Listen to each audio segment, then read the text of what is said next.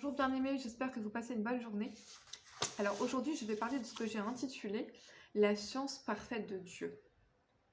Alors moi, en fait, depuis que j'étudie la Bible, une chose qui m'impressionne, c'est la sagesse de Dieu, la perfection de Dieu et l'intelligence de Dieu en fait. On est toujours émerveillé de voir vraiment la grandeur de notre Dieu. Il est vraiment parfait dans toutes ses voies et sa science est vraiment insondable. Donc aujourd'hui, je vais parler de la science parfaite de Dieu. On va prendre, donc nous sommes dans Job 37 et en fait, effectivement ici, Eliou va, va faire l'apologie, enfin va célébrer en fait les merveilles de Dieu à travers toute la création. C'est une sorte de poésie ici, en fait, c'est vraiment un des beaux passages dans Job 37. Et donc je vais parler de la science parfaite de Dieu que célèbre ici Eliou. On va prendre Job chapitre 5 verset 9. Job 5 verset 9. Il fait des choses grandes et insondables, des merveilles sans nombre. Donc ça, c'est Dieu. Dieu, vraiment, fait des grandes choses insondables, des merveilles sans nombre. Job 37, verset 5, dans notre passage du jour, il dit, Job 37, verset 5, il dit, Dieu tonne avec sa voix d'une manière merveilleuse, il fait de grandes choses que nous ne comprenons pas. Donc c'est vrai que la science de Dieu, parfois on a du mal à la saisir. Dieu est illimité. En fait, si on commence à sonder les choses de Dieu, on n'a jamais terminé en fait. Amen. C'est vraiment un puits qui ne s'arrête jamais. La science de Dieu est illimitée, insondable, et on peut y passer des décennies. On n'arrivera jamais à la cerner. Gloire à Dieu. Et donc aujourd'hui, je vais m'intéresser particulièrement au témoignage de la création. Il faut savoir que la science parfaite de Dieu se voit à travers les œuvres de la création. On n'a qu'à penser justement par rapport au corps, juste le corps humain. Comment fonctionne le corps humain, c'est vraiment incroyable. Enfin, je veux dire, il n'y a que Dieu qui peut créer une chose pareille, quoi. C'est vraiment, quand on voit l'intelligence du corps humain, c'est, je sais pas vous, moi ça m'impressionne toujours. Pourtant, j'y connais rien en médecine, hein. Moi, je suis littéraire, mais ça m'impressionne toujours de voir la science du corps humain. Gloire à Dieu. Proverbe 3, verset 19-20. Proverbe 3, verset 19-20. La Bible dit ici, c'est par la sagesse que l'Éternel a fondé la terre, c'est par l'intelligence qu'il a affermi les cieux, c'est par sa science que les abîmes se sont ouverts et que les nuages distillent la rosée. Donc Dieu a tout créé par sa sagesse et par sa science. Gloire à Dieu. La sagesse de Dieu, c'est aussi sa science. Jérémie 10, 100. Jérémie 10, verset 12. Il dit, il a créé la terre par sa puissance, il a fondé le monde par sa sagesse, il a étendu les cieux par son intelligence, à sa voix les eaux rugissent dans les cieux, il fait monter les nuages de l'extrémité de la terre, il produit les éclairs et la pluie, il tire le vent de ses trésors. Tout homme devient stupide par sa science, tout orfèvre est honteux de son image taillée. Alléluia. Là, il parle de la science des hommes. Vous savez que la science, là, est limitée, hein. Vous savez, même la médecine, là. Tout ça, c'est limité par rapport à la science de Dieu, à la sagesse de Dieu. Il y a une science supérieure, c'est la sagesse de Dieu.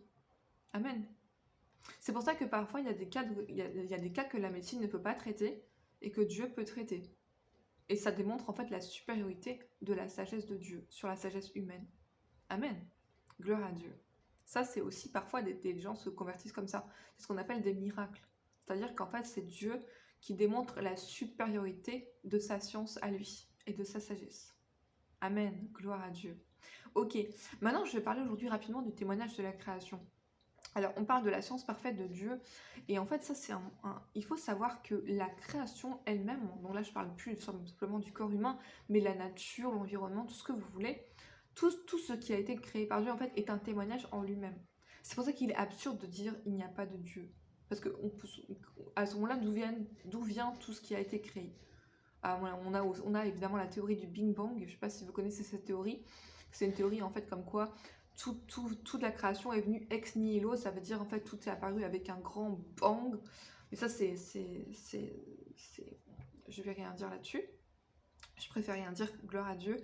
Donc le témoignage de la création elle-même témoigne de la vérité, de la vérité de Dieu, quoi, de l'existence de Dieu. On va prendre le psaume 19, je vais vous expliquer ça rapidement. En fait, les gens n'ont pas d'excuses. Les gens n'ont pas d'excuses. Parce que vous savez qu'il y a deux témoignages pour prouver l'existence de Dieu. Aujourd'hui, c'est important. Beaucoup de gens ne savent pas ça. Il y a deux témoignages qui prouvent l'existence de Dieu. Dans le psaume 19, ces deux témoignages sont bien expliqués. Psaume 19, à partir du verset... Psaume 19...